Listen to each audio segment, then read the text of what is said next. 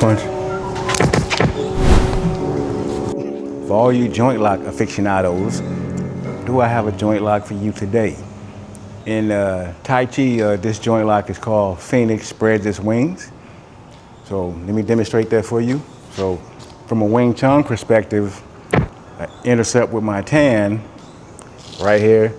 I would chop him in the neck, grab the back of his shoulder, and this starts the lock to whatever you want the lock to be. So I have options. I can take him to the ground. I can grab his head, I can knee him, or I can twist him all the way over.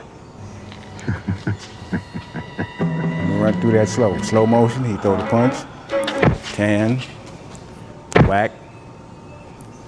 This arm changes and grabs, boom, and you have the lock. So you have to understand that there's two ways to get into this lock. From the tan, or if your nervous system throws out your other hand, you have to know how to use brush, grab, strike. So slow punch, bat, bap, bap, lock. So two options again, punch, tan, boom, done.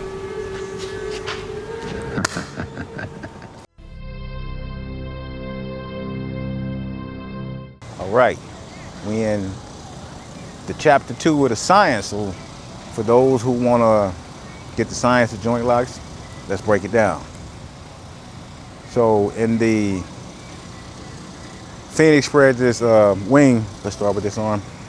So one of the techniques that you need that I mentioned is a block, check, counter, or brush, grab, strike. So you need that 3-beat pattern to get into this lock. So here it is, bap, bap, bap. Let me come closer. So you need this or Wing Chun single beat way, tan sao, into the lock.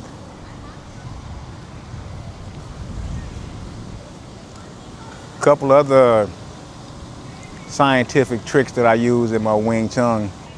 I attack the periosteum, which is underneath the fascia within the bones. So with the periosteum reflex, when you strike the periosteum, you get an involuntary reflex. So in one of my bridging videos that I told you about how I bridge, I attack the bones with my PC-form jut. So when a punch is thrown out, I cut the vector and I chop at the bone, which forces him into an involuntary pulling his hand back. So when he pulls his hand back is when I enter and strike. So I don't have to wait for him to attack me. I can just chop my way in. He's put his guard up or whatever he's doing, I cut my way in. So this is how I'm using science to overcome someone with a whole lot of energy in combat and you want to fight. This is how I neutralize all that hot energy. So even with 2 hot punches, I cut that, which he'll tell you is painful. It's painful. So yeah, involuntarily, yeah, he wants to pull his hand back, and in the time that he's pulling his hand back is where I'm chasing him in and attacking.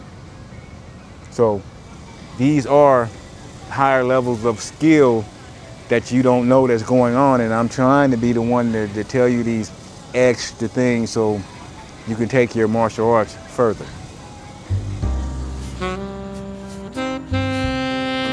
Looking for more joint locks? Got you right here. If you're looking to go deeper with the joint locks, got you right here.